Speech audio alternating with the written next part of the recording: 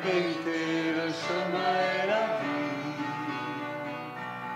On ne vient au Père que par lui. Il est la vérité, le chemin et la vie. On ne vient au Père que par lui. On a eu un orage hier soir, donc ça s'est un peu rafraîchi. Mais bon, ça va. À Ouagadougou, il fait à peu près 40 degrés. Oh là là, c'est quand même mieux ici. Hein. Bon, 40 degrés, c'est trop. Bien, eh bien, ce matin, nous allons ouvrir nos Bibles. Enfin, c'est trop pour nous, parce qu'on n'est pas habitué, c'est tout. On va ouvrir nos Bibles dans Jean, chapitre 18, versets 37-38. Jean 18, 37, 38. C'est quand Jésus se trouve devant Pilate et lors de le juger. Pilate lui dit, « Toi donc, tu es le roi ?» Jésus répondit, « C'est toi qui dis que je suis roi. Moi, si je suis né et si je suis venu dans le monde, c'est pour rendre témoignage à la vérité. Quiconque est de la vérité entend ma voix. » Pilate lui dit, « Qu'est-ce que la vérité ?» Dans Jean 14, on peut lire aussi 14, 6.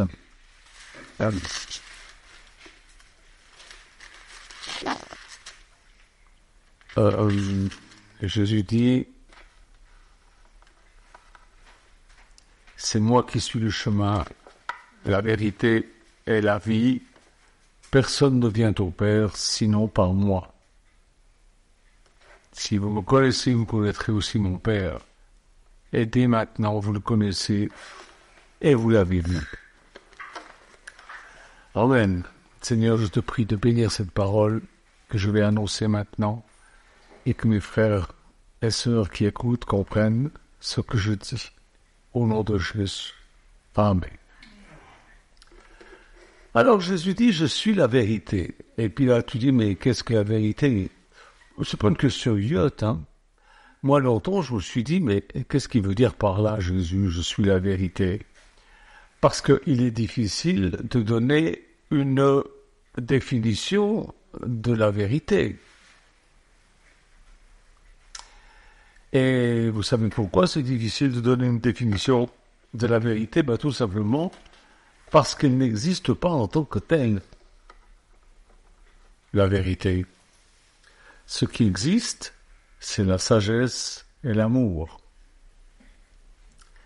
Et c'est le comportement des êtres qui révèle s'ils sont dans la vérité. Ce ne sont pas les théories que les gens présentent aux autres qui sont la vérité. Il peut y avoir des parts de vérité dedans. Mais c'est dans la manifestation quotidienne de chacun que la vérité apparaît le plus clairement. Ça, c'est indiscutable. C'est comme ça. Or, en Jésus, il n'y avait pas de fraude, il n'y avait pas de trucs louches, il n'y avait pas de compromis, il n'y avait pas de comportement mauvais. Il était sans péché. C'est ce que la Bible nous dit et nous le croyons, nous autres chrétiens.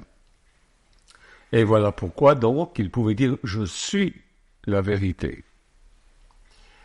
Alors, vous qui m'écoutez, si vous êtes en train de dire comme beaucoup « Oh, moi je cherche la vérité », eh bien, vous ne la trouverez pas. Pourquoi ? Parce qu'il n'y a rien à chercher.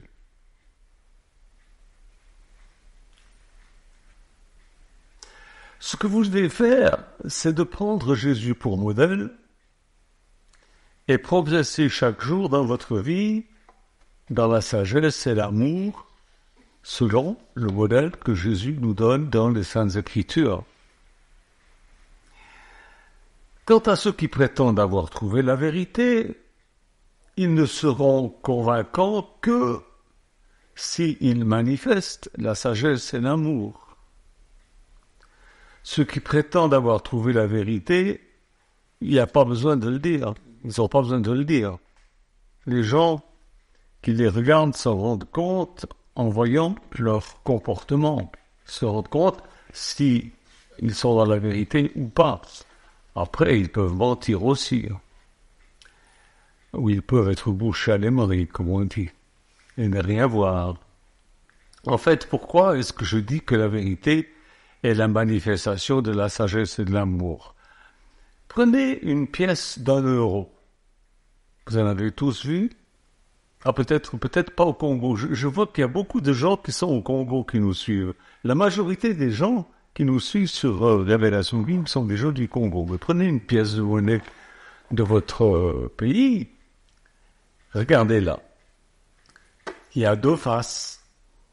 Il y a 2 faces. Et la vérité, elle est comme ça, elle a 2 faces. Vous ne trouverez jamais la vérité comme un élément isolé. Vous ne pouvez pas avoir une pièce d'1 € avec une face. Ça n'existe pas. C'est impossible. Une face de la vérité est la sagesse, et l'autre face, c'est l'amour. Les 2 faces sont indissociables. La vérité ne peut pas se concevoir indépendamment du cœur et de l'intellect.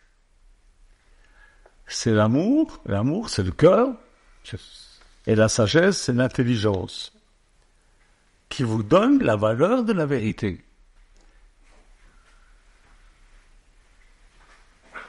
Tout le monde a une idée de ce que c'est que la vérité, au sujet de ceci, au sujet de cela, mais seuls ceux qui vivent l'amour et la sagesse découvrent la même vérité. C'est pourquoi, malgré leurs origines, malgré des cultures différentes, ceux qui ont l'amour et la sagesse parlent le même langage. Donc, mes frères et sœurs, tout dépend du développement harmonieux du cœur inspiré par une âme régénérée, née de nouveau, et de l'intelligence inspirée par le Saint-Esprit qui vous habite. Vous voyez? Si une personne n'a pas fait un grand travail intérieur, ce qu'il va exposer, ces points de vue qu'il expose, dans ces points de vue, il peut se tromper, et pire, il peut tromper les autres, et les induire en erreur. Il sera peut-être sincère, mais il ne sera pas dans la vérité. La sincérité, c'est une chose, et la vérité, c'en est une autre. On peut être sincère tout en pataugeant dans les pires erreurs. C'est ce que Raphaël avait dit à un curé qui était venu pour le trouver et lui dire, mais de quelle autorité? Le curé lui dit, mais par quelle autorité vous venez dans ma commune avec votre chapiteau pour prêcher l'évangile? Je suis là pour le faire. Il a dit, oui, monsieur le curé, vous avez la vérité chez vous, vous avez la Bible, mais vous conduisez les gens dans les ténèbres. Il était sincère, ce curé. Mais et quelques années plus tard, ça l'a tellement travaillé. Dans une grande rencontre de gitans, voilà qu'il y a un bonhomme qui arrive avec une bonne femme. C'est vous, Raphaël? Il dit oui. Vous ne me reconnaissez pas? Il lui dit non. Excusez-moi, mais je vois tellement de gens. Et il dit, c'est moi le curé à qui vous avez dit que j'avais la vérité chez moi, mais que je conduisais les gens dans les ténèbres. Eh bien, j'ai lu la Bible, j'ai été missionné, je me suis marié, et je prêche le plein évangile. Amen. Vous voyez, il était sincère, il était sincèrement dans l'erreur. Donc, il ne faut jamais prendre le prétexte de la sincérité pour se justifier. Parce qu'on peut être sincère, mais pataugé dans une pire erreur. Maintenant, la vérité, c'est Jésus. Il l'incarne. Et puis, plus maintenant, il est partout. Il remplit tout en tous. Alors, un disciple de Jésus, il vit dans la vérité et la vérité vit en lui. Un disciple de Jésus se nourrit de la vérité. Un disciple de Jésus respire la vérité. Un disciple de Jésus, il ne va pas chercher la vérité à l'extérieur. Elle est en lui, par l'Esprit de Jésus qui est la vérité. Ce qui vient de l'extérieur, ce sont des rencontres, ce sont des livres, ce sont des choses qu'on lit à gauche, à droite, sur le net. C'est de l'art, Et tout ça, ça nous met en contact avec des choses qui nous donnent l'intuition de la vérité, mais c'est pas vraiment la vérité. Ça vient de l'extérieur. L'autre jour, il y a quelqu'un qui a mis la photo d'un tableau d'Adam et Ève qui viennent de manger la pomme, et ils disent, vous voyez pas une erreur là-dedans? Alors, moi j'ai tout de suite compris. Adam et Ève, ils ont un nombril, mais c'est pas possible. Adam et Ève n'avaient pas de nombril. Est-ce que ce que je vous dis, c'est la vérité? Si vous croyez la Bible, vous me croyez. Vous savez que c'est vrai.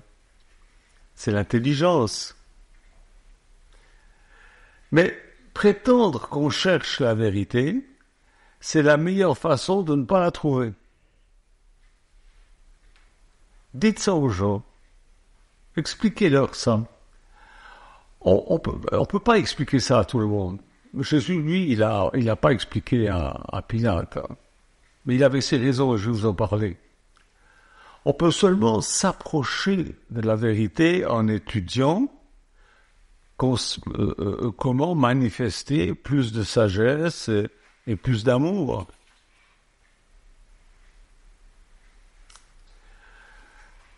Les deux questions à se poser sont donc, quelle est la nature de mes sentiments? Est-ce qu'ils manifestent vraiment l'amour?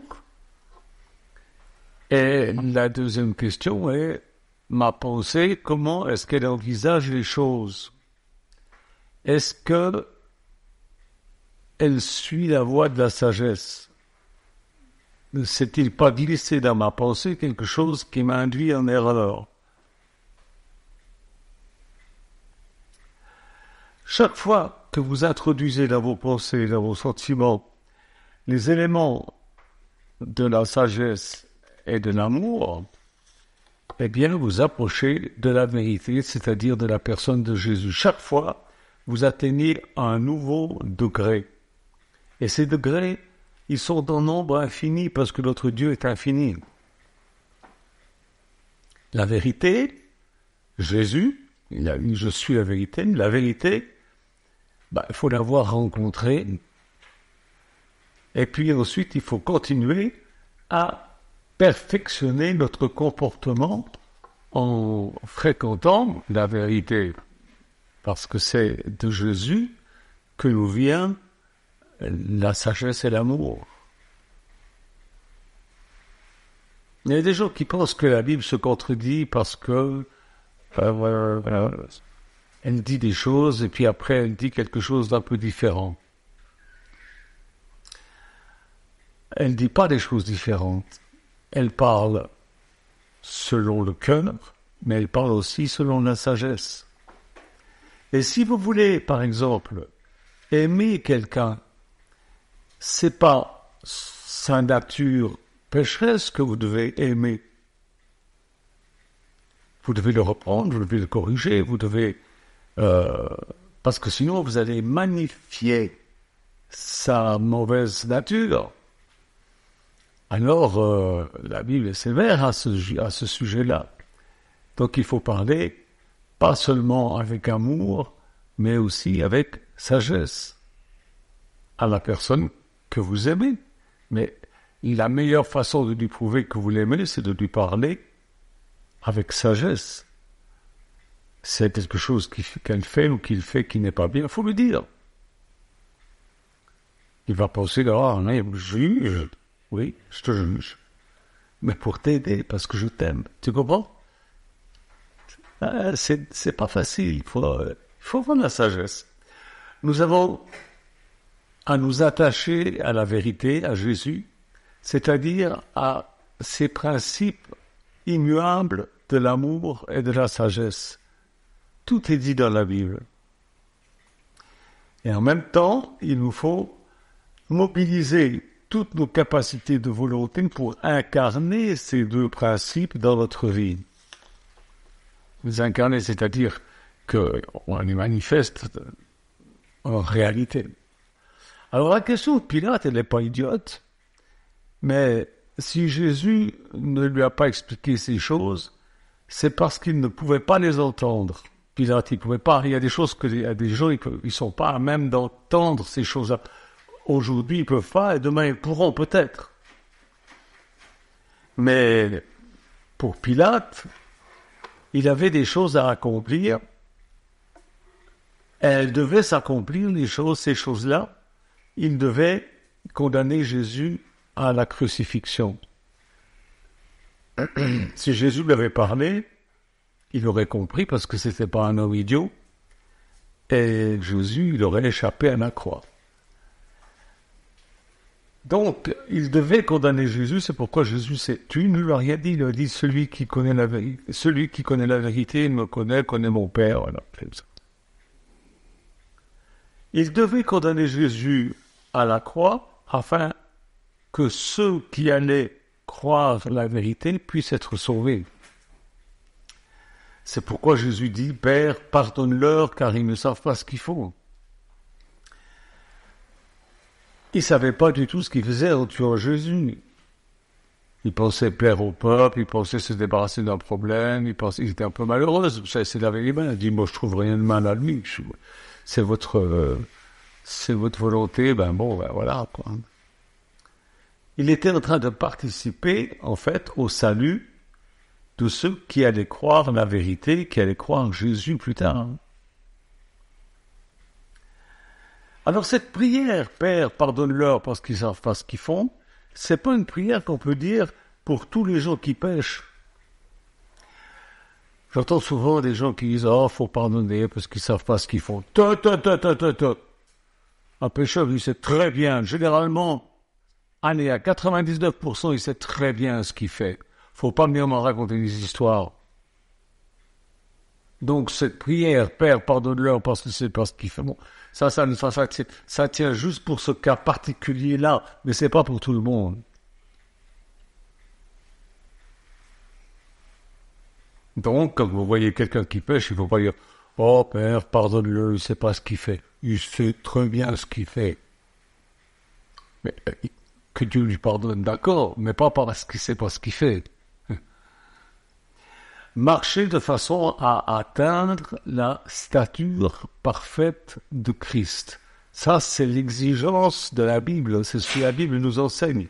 C'est une marche de tous les jours pour atteindre la stature parfaite de Christ. C'est pas parce qu'on s'est converti qu'on l'a atteint.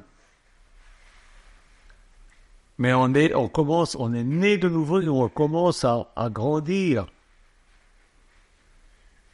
Pour atteindre la stature parfaite de Christ, c'est-à-dire cet état de perfection, cet état de vérité, Dieu nous a fait des dons. On va lire dans Éphésiens chapitre 4, verset 11. Voilà ce qu'il dit. C'est lui, donc le Seigneur, qui a donné les uns comme apôtres, les autres comme prophètes, les autres comme annonciateurs de la bonne nouvelle, d'autres comme bergers, maîtres, afin de former les saints, donc les chrétiens vivants, pas les saints qui sont morts, hein, les saints, ceux qui sont des chrétiens vivants, pour l'œuvre du ministère, pour la construction du corps de Christ, qui est l'Église, je vous parlais de ça il n'y a pas longtemps, jusqu'à ce que nous soyons tous parvenus à l'unité de la foi et de la connaissance du Fils de Dieu, à l'état de l'homme adulte, à la mesure de la stature parfaite du Christ. Ainsi, nous ne serons plus des tout-petits ballottés par les flots et entraînés à tous les vents d'enseignement, joués et égarés par les ruses et les manœuvres des gens.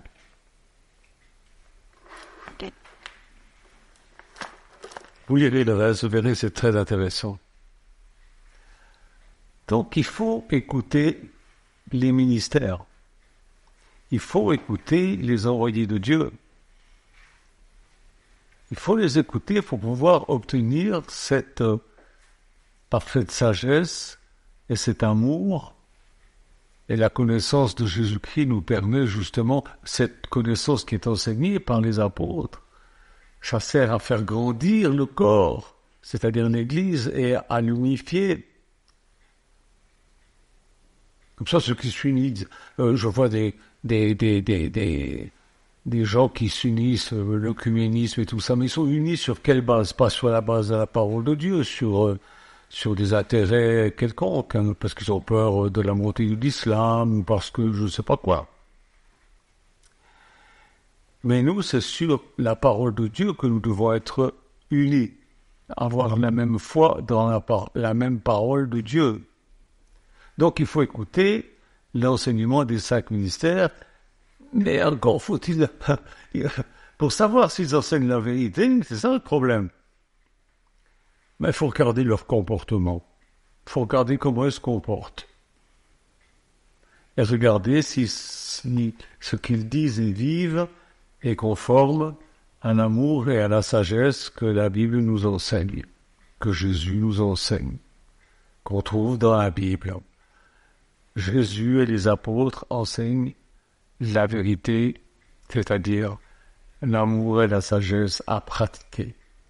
Voilà, j'espère que j'ai été clair, que vous avez bien compris ce que j'ai voulu dire. Maintenant, si vous voyez quelqu'un qui fait des différences dans l'Église au sujet de ceux qui sont pauvres, qui les traitent moins bien que ceux qui sont riches, ou des trucs comme ça, ça sent un peu le roussi là-dedans. Il faut que vous soyez sage. Il faut que vous en parliez à la personne. Si cette personne ne vous écoute pas, vous en parlez à 2 ou 3 autres, et vous allez trouver cette personne. Si vous écoute toujours pas, vous pouvez pas le ficher dehors de l'église, mais vous pouvez sortir. Et à l'intérieur, il y a d'autres églises, il y a des endroits différents. Si ils ne veulent pas vivre la vérité, qu'est-ce que vous voulez écouter leur enseignement? Faites attention, soyez sages, et de l'amour, mais soyez sages. Que Dieu vous bénisse.